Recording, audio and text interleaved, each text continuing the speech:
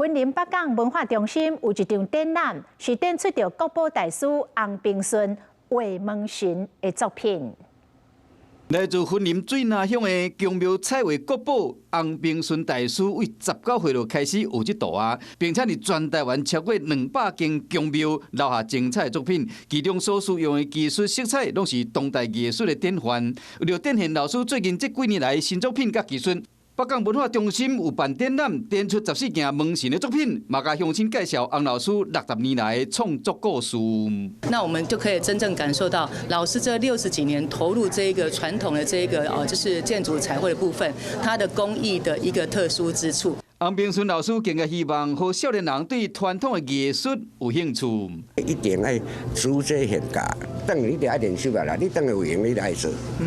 文化部文资局嘛要和传统技艺会当传承甲保存。我们还是希望能够有那种过去3年4个月所谓的师徒制。这摆展览展到1月27日，有兴趣乡亲会当到北港文化中心去欣赏。Hello， 我是雷亚，想要抢了先掌握最及时的新闻资讯吗？赶快订阅、按赞、开启小铃铛，锁定华视新闻 YouTube 频道。